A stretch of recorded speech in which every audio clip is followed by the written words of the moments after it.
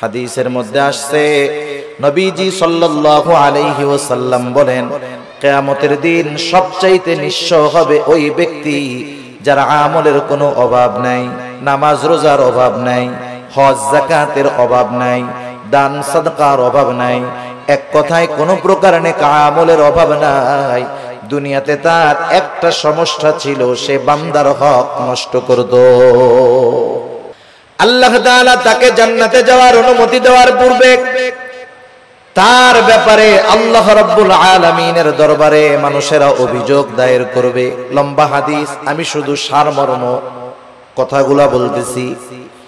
কিছু লোক তার বিরুদ্ধে আল্লাহ রাব্বুল আলামিনের কাছে অভিযোগ দায়ের করবে। লোকটা হয়তো বলবে, আল্লাহ, এই লোকটা দুনিয়াতে আমার হক নষ্ট করেছিল। কেউ বলবে আমার সম্পদ দখল দিয়েছিল, কেউ বলবে আমাকে কষ্ট দিয়েছিল।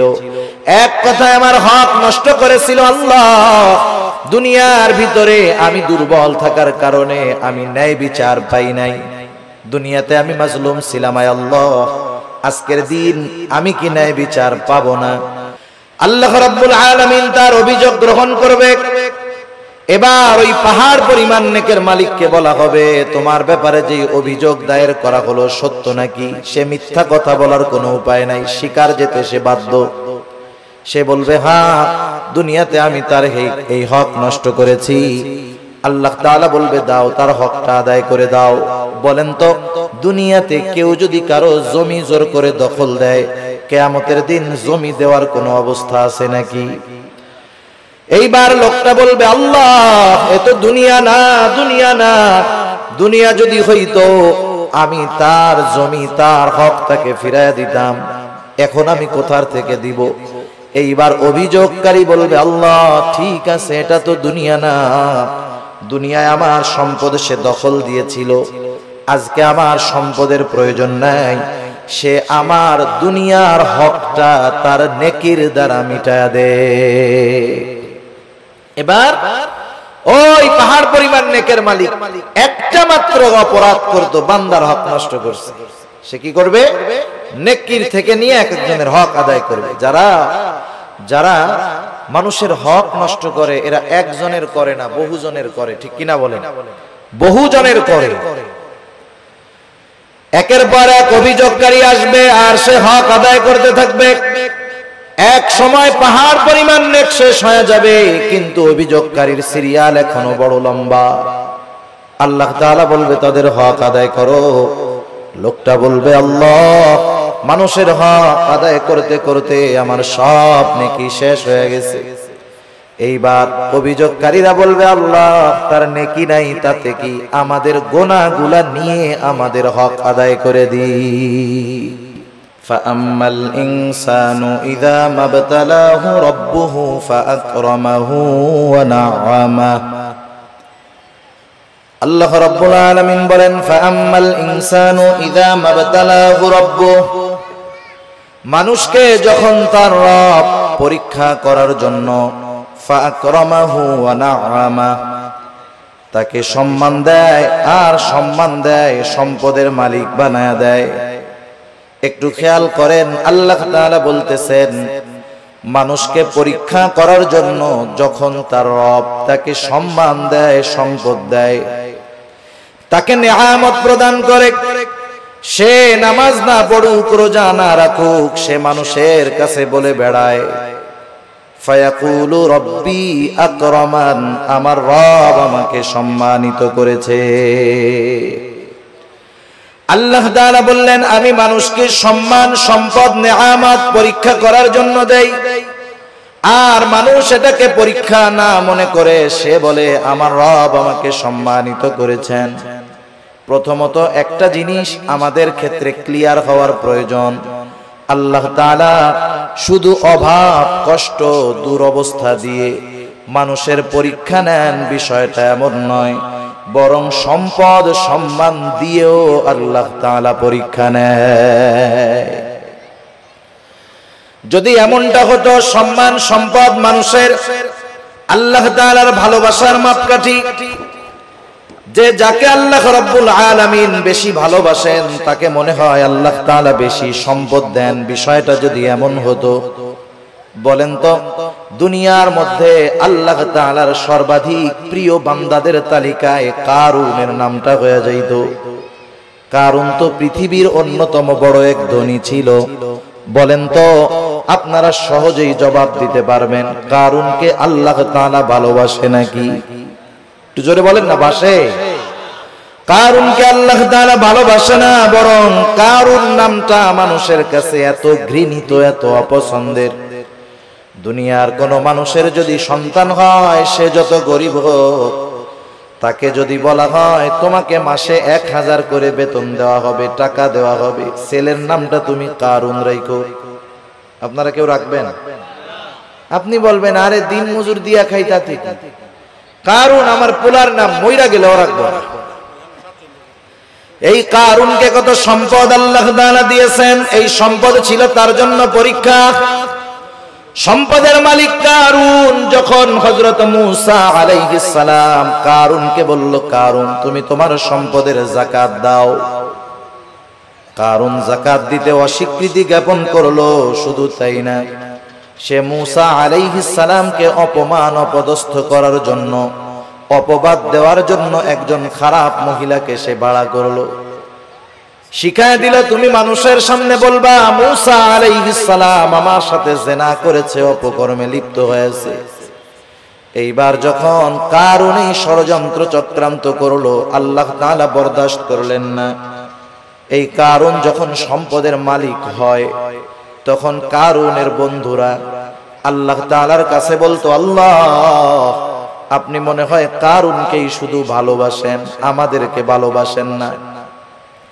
আমাদের সমাজেও এমন আছে, 5 বন্ধু একসাথে লেখাপড়া করেছে, একসাথে কর্মজীবন শুরু করেছে, একজন অনেক ধনী আর 4 জন গরিব।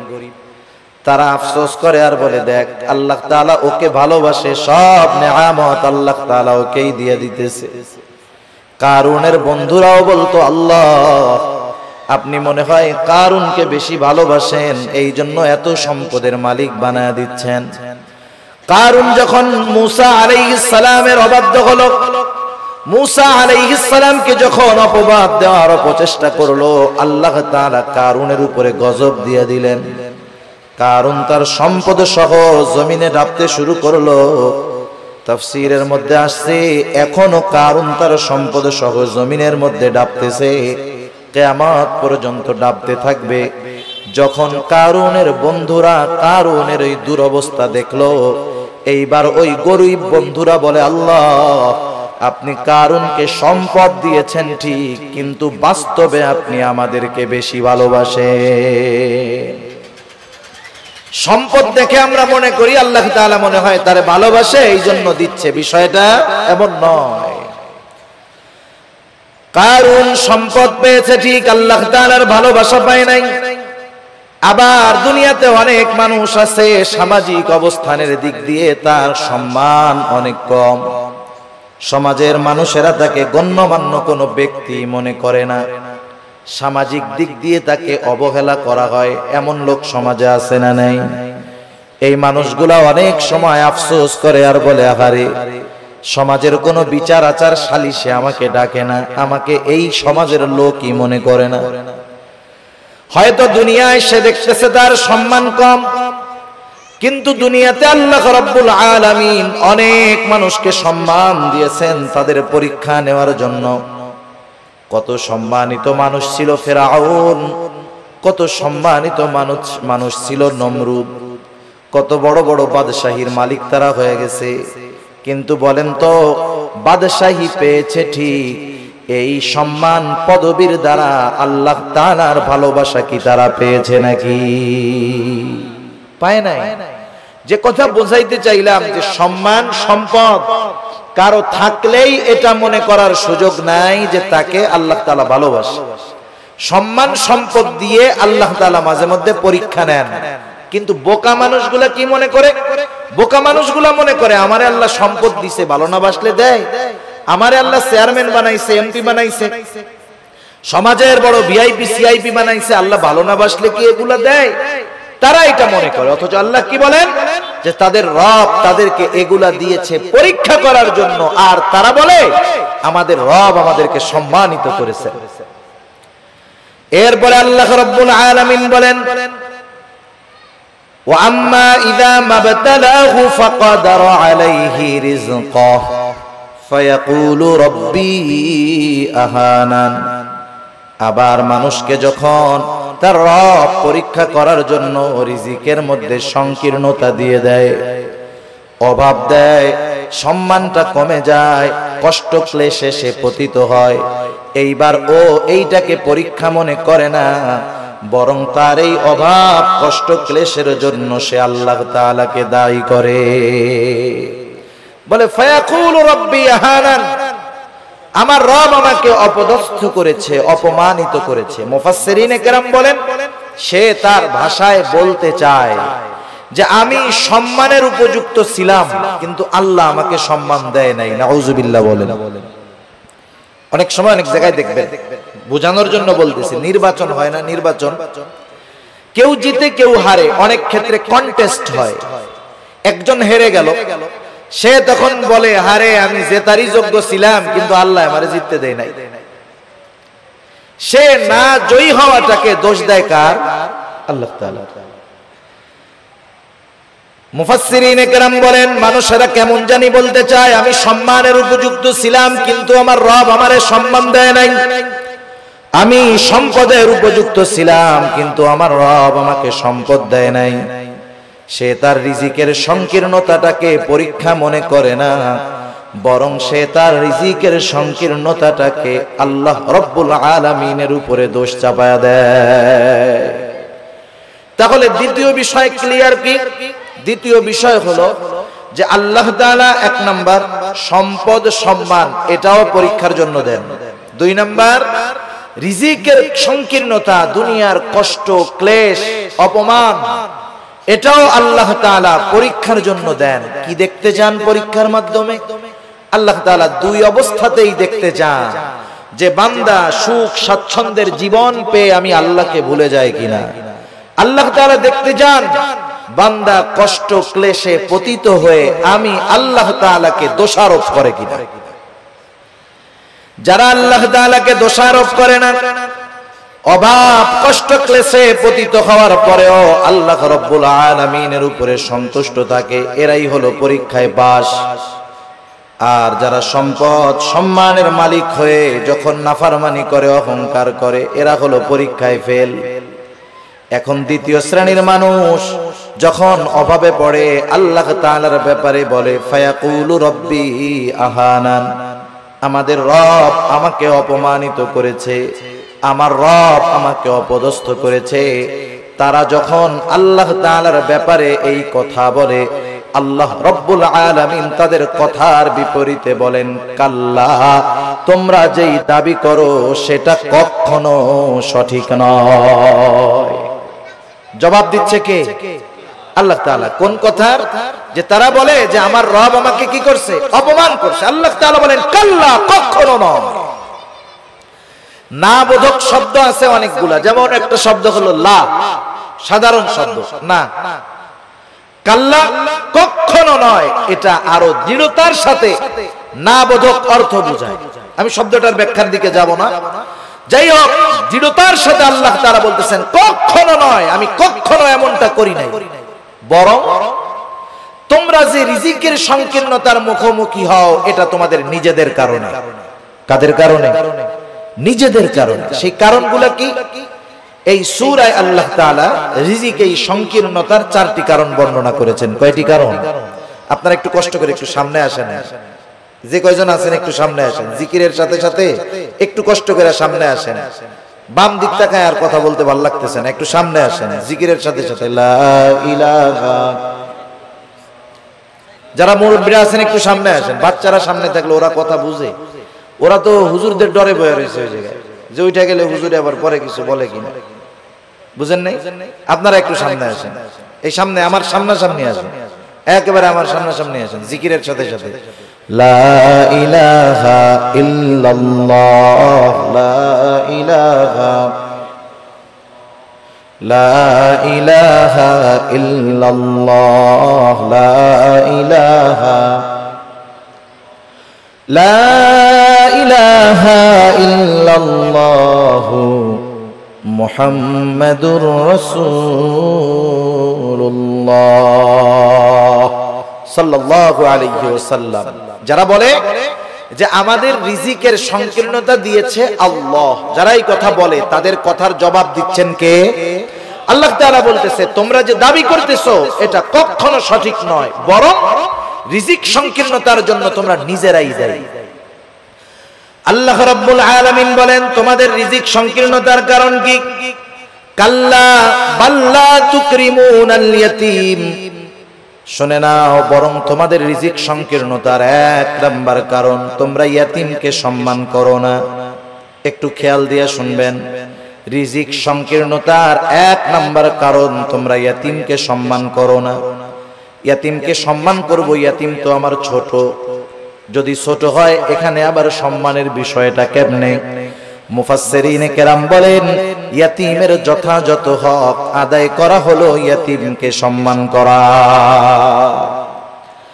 আল্লাহ রাব্বুল আলামিন বলেন তোমরা ইয়াতীমকে সম্মান করো না, তথা ইয়াতীমের হকগুলো তোমরা আদায় করো না, বরং সমাজের মধ্যে অনেক মানুষ আছে ইয়াতীমের অভিভাবক, সে ইয়াতীমের হক আদায় করবে কোথায়? ইয়াতীমেরটাই তো খায় ফেলে, আছে না নাই?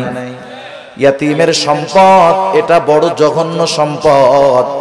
আল্লাহ তাআলা সাধারণ ভাবেই বলেন ইয়া আইয়ুহাল্লাযীনা আমানু লা তাকুলু আমওয়ালাকুম বাইনাকুম বিল বাতিল। আল্লাহ তাআলা বলেন তোমরা অন্যায়ভাবে কারো সম্পদ ভক্ষণ করো না। কারণ কেউ যদি কারো সম্পদ ভক্ষণ করে এর সাথে বান্দার হক সম্পৃক্ত থাকে। কিয়ামতের ময়দানে কেউ যদি কারো সম্পদ অন্যায়ভাবে ভক্ষণ করে দুনিয়ায়, কিয়ামতের ময়দানে ওই লোকটা সবচাইতে নিঃস্ব হয়ে যাবে। হাদিসের মধ্যে আসছে নবীজি সাল্লাল্লাহু আলাইহি ওয়াসাল্লাম বলেন কিয়ামতের দিন সবচাইতে নিঃস্ব হবে ওই ব্যক্তি যার আমলের কোনো অভাব নাই, নামাজ রোজার অভাব নাই, হজ যাকাতের অভাব নাই, দান সাদকার অভাব নাই, এক কথায় কোনো প্রকার নেক আমলের অভাব নাই। দুনিয়াতে তার একটা সমস্যা ছিল, সে বান্দার হক নষ্ট করত। পাহাড় পরিমাণ আমল নিয়ে বান্দার হক নষ্টকারী কিয়ামতের ময়দানে আল্লাহর সামনে উঠবে। ও নেকের পাহাড় দেখে চিন্তা করবে ওর জান্নাতে যাওয়া কে ঠেকায় আছে। আল্লাহ তাআলা তাকে জান্নাতে যাওয়ার অনুমতি দেওয়ার পূর্বে তার ব্যাপারে আল্লাহ রাব্বুল আলামিনের দরবারে মানুষেরা অভিযোগ দায়ের করবে। লম্বা হাদিস, আমি শুধু সারমর্ম কথাগুলা বলতেছি। কিছু লোক তার বিরুদ্ধে আল্লাহ রাব্বুল আলামিনের কাছে অভিযোগ দায়ের করবে। লোকটা হয়তো বলবে আল্লাহ এই লোকটা দুনিয়াতে আমার হক নষ্ট করেছিল, কেউ বলবে আমার সম্পদ দখল দিয়েছিল, কেউ বলবে আমাকে কষ্ট দিয়েছিল, এক কথায় আমার হক নষ্ট করেছিল। আল্লাহ দুনিয়ার ভিতরে আমি দুর্বল থাকার কারণে আমি ন্যায় বিচার পাই নাই, দুনিয়াতে আমি মাজলুম ছিলাম। আয় আল্লাহ আজকের দিন আমি কি ন্যায় বিচার পাবো না? বরং আল্লাহ রাব্বুল আলামিন তো সেই দিন ন্যায় বিচার কায়েম করবে, ইনসাফের আদালত আল্লাহ তাআলা প্রতিষ্ঠা করবে। আল্লাহ রাব্বুল আলামিন বলেন ওয়ানাযাউল মাওয়াজিনাল কিসতা লিয়াউমিল কিয়ামাতি ফালা তুযলামু নাফসুন শাইআ। আল্লাহ রাব্বুল আলামিন বলেন আমি কিয়ামতের দিন ইনসাফের আদালত কায়েম করব। ওয়ানাযাউল মাওয়াজিনাল কিসতা লিয়াউমিল কিয়ামাহ, এমন ইনসাফ ওয়ালা আদালত আল্লাহ তাআলা বলেন ফালা তুযলামু নাফসুন শাইআ, সেই দিন কারো উপরে সামান্যতম কোনো জুলুম করা হবে না, বরং কি হবে ওয়া ইন কানা মিসকালা হাববাতিন মিন খারদালিন আতাইনা বিহা, কেউ যদি দুনিয়াতে কোনো সরিষা দানা পরিমাণ কোনো আমল করে থাকে আল্লাহ রাব্বুল আলামিন বলেন আতাইনা বিহা, ওই আমল সহকারে আমি আল্লাহ তাকে হাজির করব। দুনিয়াতে সরিষা দানা পরিমাণ আমল যদি কেউ করে সেই সরিষা দানা পরিমাণ আমল সহ তাকে হাজির করা হবে। শুধু হাজির করবে আল্লাহ তাআলা তা না, বরং আল্লাহ সুবহানাহু ওয়া তাআলা ওই আমলের হিসাব নেবেন। সুবহানাল্লাহ। মোট কথা সেই দিন আল্লাহ তাআলা ন্যায় বিচার করবে। লোকটা এবার আল্লাহ তাআলার কাছে অভিযোগ দায়ের করবে, আল্লাহ রাব্বুল আলামিন তার অভিযোগ গ্রহণ করবে। এবার ওই পাহাড় পরিমাণ নেকের মালিককে বলা হবে, তোমার ব্যাপারে যে অভিযোগ দায়ের করা হলো সত্য নাকি? সে মিথ্যা কথা বলার কোনো উপায় নাই, স্বীকার যেতে সে বাধ্য। সে বলবে, হ্যাঁ, দুনিয়াতে আমি তার এই হক নষ্ট করেছি। আল্লাহ তাআলা বলবে, দাও, তার হকটা আদায় করে দাও। বলেন তো, দুনিয়াতে কেউ যদি কারো জমি জোর করে দখল দেয়, কিয়ামতের দিন জমি দেওয়ার কোনো অবস্থা আছে নাকি? এইবার লোকটা বলবে, আল্লাহ, এ তো দুনিয়া না, দুনিয়া না। দুনিয়া যদি হইতো আমি তার জমি, তার হক তাকে ফিরাইয়া দিতাম, এখন আমি কোথার থেকে দিব? এইবার অভিযোগকারী বলবে, আল্লাহ, ঠিক আছে, এটা তো দুনিয়া না। দুনিয়ায় আমার সম্পদ সে দখল দিয়েছিল, আজকে আমার সম্পদের প্রয়োজন নাই, সে আমার দুনিয়ার হকটা তার নেকির দ্বারা মিটায়া দে। এবার ওই পাহাড় পরিমাণ নেকের মালিক একটা মাত্র অপরাধ করতো, বান্দার হক নষ্ট করছে। সে কি করবে? নেকির থেকে নিয়ে এক একজনের হক আদায় করবে। যারা যারা মানুষের হক নষ্ট করে, এরা একজনের করে না, বহুজনের করে। ঠিক কিনা বলেন? বহুজনের করে। একের পর এক অভিযোগকারী আসবে আর সে হক আদায় করতে থাকবে। এক সময় পাহাড় পরিমাণ নেক শেষ হয়ে যাবে, কিন্তু অভিযোগকারীর সিরিয়াল এখনো বড় লম্বা। আল্লাহ তাআলা বলবে, তাদের হক আদায় করো। লোকটা বলবে, আল্লাহ, মানুষের হক আদায় করতে করতে আমার সব নেকি শেষ হয়ে গেছে। এইবার অভিযোগকারীরা বলবে, আল্লাহ, তার নেকি নাই, তাতে কি? আমাদের গুনাহগুলা নিয়ে আমাদের হক আদায় করে দিই। এইবার সে মানুষের হক আদায় করতে করতে পাহাড় পরিমাণ গুনার মালিক হয়ে যাবে। রাসূলুল্লাহ সাল্লাল্লাহু আলাইহি ওয়াসাল্লাম বলেন, কিয়ামতের ময়দানে ওই লোকটার মতো নিঃস্ব আর কেউ নাই, যে দুনিয়াতে তার আমলের কোনো অভাব ছিল না, কিন্তু সে বান্দার হক নষ্ট করার কারণে কিয়ামতের দিন সব নেক অন্যকে দিয়ে দিতে হবে, আর সে তার নেকের বদলে গুনার পাহাড়ের মালিক হয়ে যাবে। ইয়াতীমের হক যারা নষ্ট করে, সাধারণত ভাবে এক নম্বরে তারা মানুষের হক নষ্টকারী হয়। ইয়াতীমের সম্পদটা আরো জঘন্য। আল্লাহ তাআলা কোরআনুল কারীমের মধ্যে বলেন, ইন্নাল্লাযীনা ইয়াকুলুনা আমওয়ালাল ইয়াতামা যুলমা ইন্নামা ইয়াকুলুনা ফি বুতুনিহিম নারা। আল্লাহ রাব্বুল আলামিন বলেন, নিশ্চয়ই যারা অন্যায়ভাবে ইয়াতীমের সম্পদ ভক্ষণ করে, ইন্নামা ইয়াকুলুনা ফি বুতুনিহিম নারা, সে কেমন যেন আগুনের দ্বারা তার পেটকে ভরপুর করে। আপনারা একটু জবাব দিবেন, বলেন তো, আগুনের স্থান জান্নাত নাকি জাহান্নাম? নিঃসন্দেহে জাহান্নাম। আল্লাহ তাআলা বলেন, ওয়াসায়াসলাউনা সাঈরা, অচিরেই তাকে জাহান্নামের মধ্যে নিক্ষেপ করা হবে। সেজন্য ইয়াতীমের অসম্মান মানে ইয়াতীমের সম্পদ দখল দেওয়া, ইয়াতীমের সম্পদ ভক্ষণ করা। দুই নাম্বার, ইয়াতীমের সম্মান করা, অর্থাৎ তার সাথে সদাচরণ করা, ভালো ব্যবহার করা। অনেক সময় আমাদের অনেকের ঘরে ইয়াতীম বাচ্চা থাকে, নিজের আত্মীয় স্বজন। অনেক সময় এমন হয় আপন চাচার ঘরে ভাইয়ের ছেলে ইয়াতীম, মা বাবা মারা গেছে, ছোট বাচ্চা ইয়াতীম। আপন চাচা ওই ইয়াতীমের সাথে খারাপ আচরণ করে, খারাপ ব্যবহার করে, বরং ছলে বলে কলে কৌশলে সে যদি পারে। একজনের সম্পদ আছে, ইয়াতীম, সে সম্পদের মুখাপেক্ষী না, কিন্তু তার তো মা বাবা নাই, সে একটু স্নেহ মোহাব্বত ভালোবাসার মুখাপেক্ষী। ঠিক কিনা বলেন? ইয়াতীম হইলেই যে তারে খাওয়াইতে হয় সব, বিষয়টা এমন না। বরং সমাজে অনেক ধনী ইয়াতীম আছে, সে একটু মানুষের ভালো আচরণ, একটু মোহাব্বত ভালোবাসার আশা করে। তার সাথে যদি কেউ খারাপ আচরণ করে, ইয়াতীম বাচ্চার অন্তরের মধ্যে আঘাত লাগে। আহারে, আমার আব্বু যদি বেঁচে থাকতো তাইলে আমার সাথে কেউ এমন খারাপ আচরণ করতো না।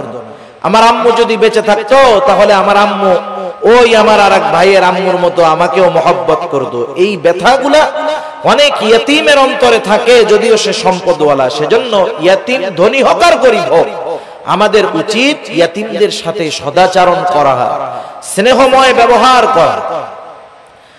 আর যদি ইয়তীম গরিব হয়, তাকে খাদ্য সহায়তা দিয়ে সাহায্য করা। আমার আপনার যদি অ্যাবিলিটি থাকে, আমি আপনি যদি কোনো ইয়তীমের অভিভাবক হতে পারি, তার পোশাক, লেখাপড়া, খাবার দাবার, মৌলিক চাহিদা পূরণের ব্যবস্থা করতে পারি, একজন ইয়তীমের অভিভাবকত্ব যদি আমি গ্রহণ করতে পারি, অসম্ভব নয়। আপনি 5 জন 7 জন মানুষকে চালান, এর সাথে আরেকজন মানুষকে তার মৌলিক চাহিদা পূরণের জন্য সাথে রাখলে সেটা অসম্ভব নয়। কেউ যদি কোনো ইয়তীমের দায়িত্বভার গ্রহণ করতে পারে, ইয়তীমকে লেখাপড়া শেখাতে পারে, ইয়তীমের অভিভাবক হতে পারে, নবীজি সাল্লাল্লাহু আলাইহি ওয়াসাল্লাম বলেন, আনা ওয়া কাফিলুল ইয়তীম কাহাতাইনি ফিল জান্নাহ। নবীজি সাল্লাল্লাহু আলাইহি ওয়াসাল্লাম বলেন, আমি আর ইয়তীমের অভিভাবক জান্নাতের মধ্যে এমন করে পাশাপাশি অবস্থান করব। 2 আঙ্গুলের ইশারা দিয়ে নবীজি বুঝায়া দিলেন, এই 2টা আঙ্গুল যেমন পাশাপাশি অবস্থান করে, ইয়তীমের অভিভাবক আর নবীজি সাল্লাল্লাহু আলাইহি ওয়াসাল্লাম এমন ভাবে পাশাপাশি অবস্থান করবে। তাহলে ইয়তীমের সম্মানের তৃতীয় অর্থ যে যদি পারা যায়, তাহলে ইয়তীমের অভিভাবকত্বের দায়িত্ব গ্রহণ করা। আপনি আমি পুরাটা পারি না, মাসে 500 টাকা দিয়ে একটা ইয়তীমের খরচ বহন করতে পারি, বছরে 1000 টাকা দিয়ে পারি যে এটা আমি শুধুমাত্র ইয়তীমদের জন্য দিলাম। আবার দেখেন, একদিন এক সাহাবী রাসূলুল্লাহ সাল্লাল্লাহু আলাইহি ওয়াসাল্লামের কাছে আসছে, আসার পরে বলতেছে, ইয়া রাসূলুল্লাহ, আমার হৃদয়টা বড় কঠোর, হৃদয়টা বড় শক্ত, আমি আমার এই শক্ত হৃদয়টাকে কেমন করে নরম বানাতে পারি, আমাকে একটু আমল শিখায় দেন। নবীজি সাল্লাল্লাহু আলাইহি ওয়াসাল্লাম বললেন, শোনো কি করবা? নবীজি বললেন, আমসিহ রাসাল ইয়াতীম ওয়া আত'ইমিল মিসকিন, তুমি ইয়তীমের মাথায় বেশি বেশি হাত বুলায় দাও আর মিসকিনদেরকে বেশি বেশি খানা খাওয়াও। ইয়তীমের মাথায় হাত বুলায় দিলে মানুষের অন্তর কোমল হয়, নরম হয়। শক্ত হৃদয়, কঠিন হৃদয় নরম হয়ে যায়। সাহাবায়ে কেরাম তারা এসে বলতেছে, নবীজি আমাদের অন্তর নরম হয়ে গেছে, একটু আমল বলে দেন যেটা করলে দিলটা নরম হবে। নবীজি কি বললেন? ইয়তীমের মাথায় হাত বুলায় দাও। সেজন্য ইয়তীমকে সম্মান করা তথা ইয়তীমের হক আদায় করা, ইয়তীমের সাথে সদাচরণ করা, ভালো ব্যবহার করা, ইয়তীমের সম্পদ ভক্ষণ না করা, যারা এই কাজগুলা করবে তারা জীবনে যে কোনো একটা পর্যায়ে রিজিকের সংকীর্ণতার মুখোমুখি হবে। তাহলে রিজিক সংকীর্ণতার 4 কারণের প্রথম কারণ হলো আল্লাহ তাআলা বলেন, তোমরা ইয়তীমদেরকে সম্মান করো না তথা ইয়তীমের হক তোমরা আদায় করো না। 2 নাম্বার, আল্লাহ রাব্বুল আলামিন বলেন, ওয়ালা তাহাদ্দুনা আলা তুআমিল মিসকিন, তোমরা মিসকিনদেরকে খানা দাও না। ব্যাখ্যা হলো, তোমরা শুধু খানা নিজে দাও না তা না, নিজেও দাও না, অপরকে খানা দিতেও অনুৎসাহিত করো, নিরুৎসাহিত করো। নিজেও দেয় না, আরেকজনকেও দিতে দেয় না। অনেক সময় আপনি দোকানে বসে আছেন, একজন গরিব মানুষ আসছে আপনার কাছে কিছু চাইতে, সে কোথা থেকে আসছে, কি করবে না করবে সেটা ভিন্ন কথা, তার অবস্থা দৃষ্টিগোচর হচ্ছে সে বড় অভাবী, দরিদ্র, কষ্টে আছে। সে আইসা বলতেছে, আমার একটু কলা রুটি কিনা দেন খাই, অথবা 10টা টাকা দেন। আপনি যদি তাকে না দেন গুনাহ হবে না। কিন্তু আমাদের সমাজের কিছু মানুষ আছে, প্রথমে নিজে দেয় না, বলে ওইদিক যা ওইদিক যা। পাশের থেকে বন্ধু যদি দিতে চায়, 10 টাকা বাহির করছে, বলে ওরে না দিয়ে আমার একটা বিড়ি খাওয়া কাজে লাগবে। আছে না নাই এরকম? নিজেও দিল না, আরেকজনকেও দিতে দিল না। এই খাসলাত ছিল আবু জেহেলের। কার ছিল বলেন না? আবু জেহেলের। ইয়তীমদের সাথে খারাপ আচরণ করত, এই খাসলাত ছিল আবু জেহেলের। মিসকিনদেরকে খানা দিত না, এই খাসলাত ছিল আবু জেহেলের। আর মিসকিনদেরকে খানা না খাওয়ানো, এটা জাহান্নামীদের জাহান্নামে যাওয়ার অন্যতম কারণ। যখন জান্নাতি ও জাহান্নামীদের মধ্যে কথোপকথন হবে, জান্নাতীরা জাহান্নামীদেরকে জিজ্ঞাসা করবে, মা সালাকাকুম ফি সাকার, কোন জিনিস তোমাদেরকে জাহান্নামের মধ্যে আনলো? এইবার জাহান্নামীরা বলবে, ক্বালু লাম নাকু মিনাল মুসাল্লিন ওয়া লাম নাকু নুতঈমুল মিসকিন। জাহান্নামীরা জাহান্নামে যাওয়ার যেই কারণগুলো বর্ণনা করবে কোরআনুল কারীমের মধ্যে আল্লাহ তাআলা জানায় দিয়েছেন। এখন প্রশ্ন হইতে পারে, সময় তো কম, প্রশ্ন হতে পারে যে জান্নাত জাহান্নাম কিছুই তো হইল না, তাইলে জান্নাতীরা প্রশ্ন করলো, জাহান্নামীরা জবাব দিল কেমনে? বুঝেন নাই কথা? সময়টা 3 ভাগে বিভক্ত। সময় কয় ভাগে বিভক্ত? একটা অতীত, একটা বর্তমান, আর একটা কি ভবিষ্যৎ। এটা মানুষের কাছে, আমাদের কাছে সময় 3 ভাগে বিভক্ত, অতীত, বর্তমান, ভবিষ্যৎ। আর আল্লাহ তাআলার কাছে সময় একটাই, সেটা হলো প্রেজেন্ট। সব কিছু বর্তমান, কি হয়েছে, হচ্ছে, হবে, সব আল্লাহ তাআলার ইলমের মধ্যে আছে, সব হাজির, সব প্রেজেন্ট আল্লাহ তাআলার কাছে। যেটা আমাদের কাছে ভবিষ্যৎ, সেটা আল্লাহ তাআলার কাছে কি বর্তমান। যেটা আমাদের কাছে অতীত, সেটা আল্লাহ তাআলার কাছে বর্তমান। সেজন্য আল্লাহ তাআলার ইলমের মধ্যে সব আছে, সহজ হিসাব। জাহান্নামীরা জাহান্নামে যাওয়ার কারণ হিসাবে বলবে, আমরা মুসল্লি ছিলাম না, নামাজি ছিলাম না। দ্বিতীয় কারণ হিসাবে বলবে, ওয়ালাম নাকু নুতঈমুল মিসকিন, আমরা মিসকিনদেরকে খানা দিতাম না। আসেন, আল্লাহ তাআলা বলতেছে দুনিয়ায় রিজিক সংকীর্ণতার দ্বিতীয় কারণ হলো তোমরা মানুষদেরকে, মিসকিনদেরকে খানা দাও না, নিজেও দাও না, অপরকে নিরুৎসাহিত করো।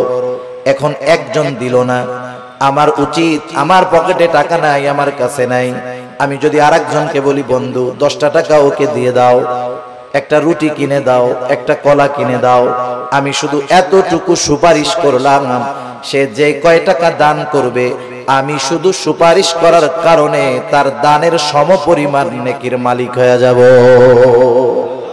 কিন্তু আমাদের খাসলাত কি, নিজেও দেই না, আরেকজনেরও দিতে মানা করি। সেজন্য মিসকিনদেরকে খানা খাওয়ানো, মিসকিনদেরকে খানা খাওয়ানো এটা বড় ফজিলতের কাজ। শুধু মিসকিনদেরকে নয়, সাধারণভাবে প্রত্যেকটা মানুষকে খানা খাওয়ানো ভালো কাজ। এক লোক নবীজি সাল্লাল্লাহু আলাইহি ওয়াসাল্লামের কাছে আসছে, এসে জিজ্ঞাসা করে, ইয়া রাসূলুল্লাহ, আইয়ুল ইসলাম খাইর, ইসলামের মধ্যে সর্বোত্তম কাজ কোনটা? নবীজি সাল্লাল্লাহু আলাইহি ওয়াসাল্লাম ছিলেন উম্মতের রূহানি ডাক্তার। উনি রোগীর প্রশ্ন শুনেই বুঝতে পারতেন এনার মধ্যে কি কমতি আছে। আল্লাহ তাআলা সেই বুঝবার যোগ্যতা আমার আপনার নবীকে দিয়ে দিয়েছেন।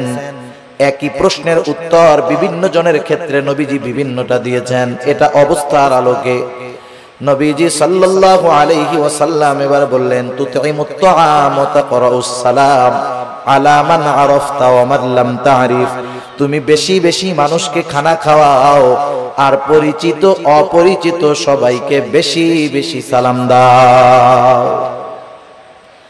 এখানে নবীজি সাল্লাল্লাহু আলাইহি ওয়াসাল্লাম খানা খাওয়ানোর কথা বলছেন ঢালাও ভালো। সাধারণ মানুষকেও যদি মানুষ খানা খাওয়ায় দুনিয়ার স্বার্থে নয়, তাইলে এর মধ্যে লাভ আছে। এক মুসলমানের অপর মুসলমান দাওয়াত দিলে সেই দাওয়াত কবুল করতে হবে, এটা এক মুসলমানের উপরে অপর মুসলমানের একটা হক। কিন্তু এখন দাওয়াত যিনি দেন তিনিও স্বার্থ সামনে রেখে দেন। আর দাওয়াত যখন কেউ দেয়, বিবাহের দাওয়াত দিলে টেনশনে পড়ে যান। ওনার বেতন মাসে 20,000, 4 শুক্রবার 5টা শুক্রবারে যদি 5টা বিয়ার দাওয়াত আসে, কাম শেষ, সংসার আর চলবে না। যারা দাওয়াত দেয় ওই আশাই দেয় যে অমুকরে দাওয়াত দিলে 5,000 টাকা দিব না। এই ধরনের দাওয়াত দিয়ে যারা দুনিয়ার প্রত্যাশী, দুনিয়ার বিনিময়ে খাবার দিতে চায়, এদের খানা খাওয়ানোর মধ্যে কোনো ফজিলত নাই। বরং খানা খাওয়াইতে হবে একমাত্র আল্লাহ তাআলার জন্য।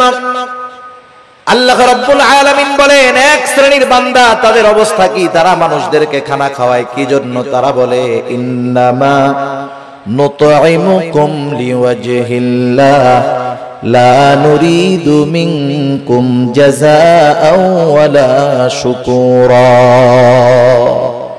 তারা বলে ইন্নামা নুতঈমুকুম লিওয়াজহিল্লাহ, আমরা তোমাদেরকে খানা খাওয়াইছি একমাত্র কার জন্য? আল্লাহ তাআলার জন্য। আপনি একজনকে দাওয়াত দিয়ে খাওয়াচ্ছেন, এটা আল্লাহর জন্য খাওয়ান, এই খাওয়ানোর মধ্যে নেকি হবে। লা নুরিদু মিনকুম জাযাআ, তোমাদেরকে খানা খাওয়াইছি আল্লাহ তাআলার জন্য। লা নুরিদু মিনকুম জাযাআ, আমরা তোমাদের কাছে কোনো প্রতিদান চাই না, কিন্তু আমরা খাওয়াইয়া টেবিল একটা বিছায়া রাখি। আসেনি আপনাদের এলাকায়? টেবিল বিছানোর দ্বারাই বোঝা যায় ভিক্ষা চাইতেছে। এই ভিক্ষামূলক কাজটা বাদ দিয়েন। কেউ যদি দিতে চায় আলাদাভাবে দিবে, কেউ যদি না দিতে চায় দরকার নাই। এই গুণটা আমাদের মধ্যে হওয়ার দরকার। আমরা বলবো ইন্নামা নুতঈমুকুম লিওয়াজহিল্লাহ, তোমাদেরকে আমরা আল্লাহর জন্য খানা খাওয়াইছি, সুতরাং তোমাদের কাছে আমরা কোনো প্রতিদান চাই না। লা নুরিদু মিনকুম জাযাআ, তোমাদের কাছে কোনো প্রতিদান তো চাই না। ওয়ালা শুকুরা, এই খাবার খাইয়া আমাদেরকে ধন্যবাদও দেওয়ার দরকার নাই। এই রকম খাবার যদি আমরা কাউকে খাওয়াইতে পারি, ওই খাওয়ানোর মধ্যে ফজিলত আছে, নেকি আছে। আর যদি টেবিল পাইতা বৈশা থাকি, এটা ভিক্ষুকের মতো কর্মকাণ্ড। আর খাওয়াইলাম আবার টাকাও চাইলাম।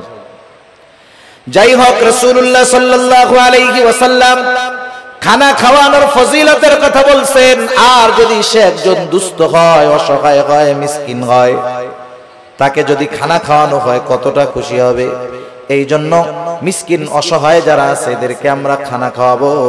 আমার পরিবার প্রতিবেশী যদি কেউ থাকে, আত্মীয় স্বজন যদি কেউ থাকে, তাদেরকেও মাঝে মধ্যে খাওয়াবো। আমার সম্পদ আছে, টাকা আছে, আমার হয়তো গোশত খাইতে খাইতে আর ভালো লাগে না, কিন্তু আমার অনেক প্রতিবেশী আছে যার গোশতর ঘ্রাণ তো 1 মাস ব্যাপী শুকতে পারে না, আছে না নাই? এজন্য অসহায় নিঃস্ব শুধু কাছে আসলেই যে খাওয়াবো বিষয়টা এমন নয়, বরং খুঁজে খুঁজে আমার আপনার প্রতিবেশী যদি কেউ অভাবী থাকে, দরিদ্র থাকে, অভাবগ্রস্ত থাকে, মাঝে মধ্যে নিজের ভালো তরকারিটাও তাদেরকে একটু দিব। এই অভ্যাসগুলো আমাদের করার দরকার। আমরা যদি মানুষকে খানা খাওয়াইতে পারি, আর যদি না খাওয়াই ক্ষতি কি? আল্লাহ তাআলা কিয়ামতের দিন বান্দাদেরকে জিজ্ঞাসা করবে, বান্দা আমি দুনিয়ায় অভুক্ত ছিলাম, খানা খাওয়াও নাই, পিপাসিত ছিলাম, পানি পান করাও নাই, বস্ত্রহীন ছিলাম, বস্ত্র দাও নাই, অসুস্থ ছিলাম, আমার সেবা শুশ্রূষা করো নাই। বান্দা বলবে, আল্লাহ আপনি তো এই সবগুলা থেকে মুক্ত, আপনার তো এগুলার কোনো প্রয়োজন নাই। তখন আল্লাহ তাআলা বলবে, বান্দা তোমার প্রতিবেশী অভুক্ত ছিল, তুমি যদি তাকে খানা খাওয়াইতা আমি আল্লাহ তাআলা পেয়ে যাইতাম। এজন্য শুধু আনুষ্ঠানিকভাবেই খানা খাওয়াবো মানুষকে, এমনটা জানি না হয়। আমার প্রতিবেশী অভাবী, দুস্থ, গরিব আমার কাছে যদি আসে, আমি খানা খাওয়ানোর অভ্যাস করব। অল্প খাওয়াই, হাসি মুখে খাওয়াবো। আবার যদি কাউকে ফিরাইয়া দিতে হয়, আমার কাছে নাই। একজনের কাছে মিসকিন বা ফকির একটা গেছে, ও 50 টাকার নোট একটা দিয়া মুখটা কালা করে কয়, এই তো গোজালাই শেষ, যা যা ভাগ ভাগ ভাগ। টাকা দিছে কত? 50 টাকা। আমরা তো ফকির মিসকিনদেরকে দেওয়ার সময় 2 টাকার নোটটা খুঁজি, তাও আবার ছেঁড়াটা। সে দিছে 50 টাকা। আচরণটা করছে খারাপ। পাশের আরেকজন 1 টাকাও দেয় নাই, কিন্তু আচরণটা সুন্দর করছে। বলতেছে, ভাই তুমি তো আসলা, আমার কাছে তো এখন নাই, যদি এই পথে পরে আসো তুমি আবার আমার সাথে দেখা করার চেষ্টা করবা, ইনশাআল্লাহ আমি তোমাকে দিব। এখন বলেন তো, এই যে মিসকিন অসহায় 50 টাকা দেনেওয়ালার ব্যবহারে খুশি হবে, নাকি যে দেয় নাই তার ব্যবহারে খুশি হবে? সেজন্য উত্তম ব্যবহারটাও সাদকা। আমরা যদি কখনো কাউকে খাওয়াতে পারি না পারি, দিতে না পারি, খারাপ আচরণ করব না, ধমক দিব না, এই অভ্যাসটাও আমাদের করার দরকার। যাই হোক, আলোচনা লম্বা হচ্ছে, অন্যদিকে চলে যায়। আল্লাহ তাআলা আমাদেরকে জানায় দিলেন যে রিজিক সংকীর্ণতার 4টি কারণ। 1 নাম্বার কারণ লা তুকরিমুনাল ইয়াতীম, 2 নাম্বার কারণ ওয়ালা তাহাদ্দুনা আলা তুআমিল মিসকিন, 3 নাম্বার কারণ ওয়া তাকুলুনাত তুরাফা আকলাল লাম্মা। তোমরা কি করো? ওয়ারিসি সম্পদ সব একা খায়া ফেলো। আছে নাকি এরকম? যেমন বাপ সম্পদ রেখে মারা গেছে, বাবা মারা যাওয়ার পরে প্রথম কি দায়িত্ব? বড় সন্তান, সন্তান তার দায়িত্ব হলো প্রথম বাবার দাফন কাফনের জন্য যা দরকার সেটা ব্যয় করা। 2 নাম্বার খোঁজ খবর নেওয়া, বাবা কোনো ঋণ আছে নাকি, ঋণ থাকলে তার ঋণ পরিশোধ করা। 3 নাম্বার, এইবার যেই সম্পদ অবশিষ্ট আছে, বাবা যদি কোনো ওসিয়ত করে থাকে আর ওই ওসিয়তটা যদি ওই সম্পদের 3 ভাগের 1 ভাগ বা তার কম হয়, বেশি নয়, কোন মানুষ যদি তার মূল সম্পদের 3 ভাগের 1 ভাগের বেশি পরিমাণ ওসিয়ত করে, অর্ধেক করে, তাহলে এই ওসিয়ত মানতে সন্তানেরা বাধ্য নয়। কিন্তু ঋণ পরিশোধের পরে যেই সম্পদ থাকবে তার ওসিয়তটা যদি 3 ভাগের 1 ভাগ বা তার কম হয়, এই ওসিয়তটা পূরণ করতে হবে। এরপরে যেই সম্পদ অবশিষ্ট থাকবে, অভিভাবক বড় হিসাবে বড় ভাইয়ের দায়িত্ব হলো যথাযথভাবে সব ওয়ারিসদের মাঝে বাবার সম্পদগুলো বন্টন করে দেওয়া। কিন্তু আফসোস, এই দায়িত্ব অধিকাংশ ক্ষেত্রে আমাদের দেশের ভাইরা পালন করে না, বরং বিলম্ব করতে থাকে। অনেক ক্ষেত্রে অন্যান্য ওয়ারিসদেরকে তারা ছলে বলে কলে কৌশলে সম্পদ বঞ্চিত করে দেয়। আছে না? আছে। বোনের হক আছে, সম্পদ বন্টন হয় নাই, 10 বছর ধরে বাবা মারা যাওয়ার পরে ভাই খাইছে সব, দোকান ভাড়া, বাসা ভাড়া, জমির ফসল, গাছের ফল সব খাইছে। বোন মাঝে মধ্যে আসছে, 1 ব্যাগ আম 2টা কাঁঠাল দিয়া পাঠায় দিছে, আবার বলতেছে আইসো। কিন্তু আবার 10 বছর পরে 2 বোন আইসা বলতেছে, ভাই 10 বছর তো দোকান ভাড়া, গাছের ফল, জমির ফসল সব একা খাইছো, কোনো দাবি নাই, এখন আমাদের হকটা আমাদেরকে বুঝায়া দাও। আর যদি তুমি রাখতে চাও, এই সম্পদের ন্যায্য মূল্য আমাদেরকে দিয়ে দাও। বলেন তো, 10 বছর পরে বোন এসে ভাইদের কাছে যদি তার হক বুঝতে চায়, ভাই খুব খুশি মনে দিয়ে দিবে, তাই না? মুখটা পুইড়া একেবারে কালা হয়ে যাবে। সম্পদ দিয়ে দিবে, দিতে তো বাধ্য, বোনরা নিয়ে যাবে, তখন বলবে গেলি সম্পর্ক শেষ কইরা গেলি। এই যে কথার দ্বারা কি বুঝতেছেন? ভাই চাইছিল ওই সম্পদগুলো সব একা খাওয়ার জন্য, বোনরা জানি এই সম্পদ না চায়, সে সেটা চেয়েছিল। এই ধরনের চাহিদা আমাদের কারো মধ্যে যদি থাকে, যদি চিন্তা করি যে আমি 1 ভাই 5টা বোন আছে, সম্পদ যদি বন্টন হয়ে যায় আমার সম্পদে কমতি পড়ে যাবে, আমার সন্তানেরা সম্পদ কম ভাগে পাবে, ও যদি চিন্তা করে ওই সম্পদ তার সম্পদে প্রবৃদ্ধি দিবে, ভুল, বরং আল্লাহ তাআলা এমন বিমার দিবে সব সম্পদ শেষ হয়ে যাবে। ঠিক কিনা বলেন? এরকম বহুত মানুষ আমরা দেখছি, মানুষের হক নষ্ট করে সম্পদের পাহাড় বানায় ফেলছে। আল্লাহ তাআলা রিজিকের দরজা ক্লোজ করে দিয়েছে, ভোগ করতে পারে নাই, সম্পদ সব চিকিৎসা করতে করতে শেষ। সেজন্য ওয়ারিসি সম্পদ ভক্ষণ করার চেষ্টা করব না, এখানেও বান্দার হক আছে। সেজন্য নিজ দায়িত্বে ওয়ারিসদের সম্পদগুলা ফিরাইয়া দিব, খবরদার ঠকানোরও চেষ্টা করব না। অনেক সময় জমি আছে রাস্তার পাশে, 3 ভাগ করার সময় আমি রাস্তার পাশের টুকু নেই, এরপরে পেছন আলারে দেই, এরপরে তারে দেই।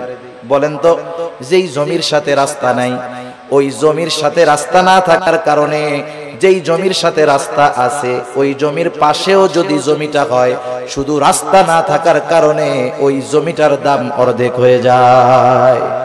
সেজন্য বন্টনের ক্ষেত্রে সিস্টেম মুআফিক করতে হবে, ঠকানো যাবে না কাউকে। আল্লাহ তাআলা বলেন, তোমাদের রিজিক সংকীর্ণতার 3য় কারণ ওয়াতাকুলুনাত তুরাসা আকলাল লাম্মা, ওয়ারিসি সম্পদ সব তোমরা একা ভক্ষণ করে ফেলো। 4 নম্বর আল্লাহ তাআলা বলেন ওয়াতুহিব্বুনাল মালা হুব্বান জাম্মা, মানুষ যে এই আকামগুলা করে, গুনাহগুলা করে, এর অন্যতম কারণ কি? মালের মহব্বত। কিসের মহব্বত? মালের মহব্বত, সম্পদের মহব্বত, দুনিয়ার মহব্বত। দুনিয়াতে সম্পদ উপার্জন করা মানা না। কেউ যদি মনে করে সম্পদ উপার্জন করা মানা, তাহলে সে ভুলের মধ্যে আছে।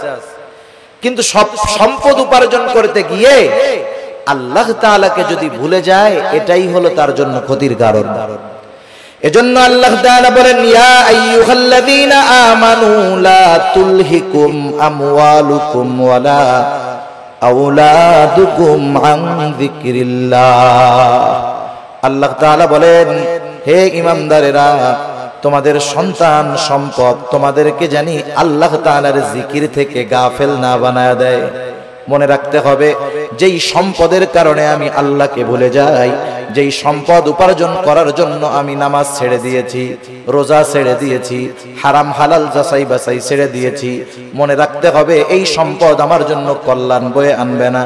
যেই সন্তানের চিন্তায় আমি নামাজ রোজা বাদ দিয়ে তার ভবিষ্যতের কথা চিন্তা করে সম্পদের পাহাড় আমি গড়তেছি, এই সন্তান আমার জন্য কল্যাণ বয়ে আনবে না।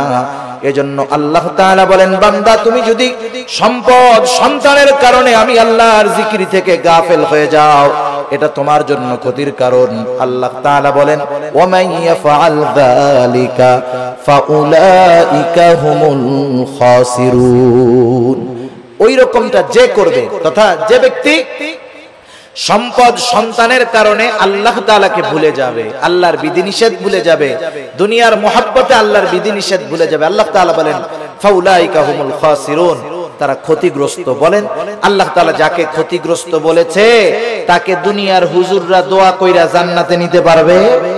40 কুলখানি দিয়া তাকে জান্নাতে নেওয়া যাবে? যাবে না।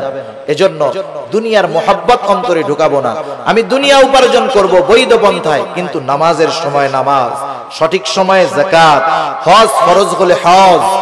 এখন এই সম্পদ আমার জন্য তাহলে নেয়ামত হবে, কারণ আল্লাহ তাআলা সম্পদকে পরীক্ষাও বলেছেন, দুনিয়ার অলংকারও বলেছেন। আল্লাহ তাআলা এক জায়গায় বলেন, ইন্নামা আমওয়ালুকুম ওয়া আওলাদুকুম ফিতনাহ। আল্লাহ তাআলা বলেন, নিশ্চয়ই সম্পদ সন্তান এগুলা তোমাদের জন্য ফিতনা, পরীক্ষা। আবার আল্লাহ তাআলা আরেক জায়গায় বলেন, আল মালু ওয়াল বানুনা জিনাতুল হায়াতিদ দুনিয়া। আল্লাহ তাআলা বলেন, আল মালু ওয়াল বানুন, সম্পদ সন্তান এগুলা দুনিয়ার অলংকার। দুনিয়াতে যার সম্পদ নাই, সন্তান নাই, সে কেমন নিঃস্ব নিঃস্ব ভাব। কিন্তু যার সম্পদ আছে, সন্তান আছে, সাথে সাথে সে যদি দ্বীনের উপরে চলে, সে তো একজন সফল ব্যক্তি। সে সম্পদওয়ালা, মালদার, তবে দিনদার। আর কিছু মানুষ আছে মালদার তবে দুনিয়াদার। আল্লাহ তাআলা আমাদের সবাইকে মালদার দিনদার হওয়ার তৌফিক দান করুক। সকলে বলি আমিন।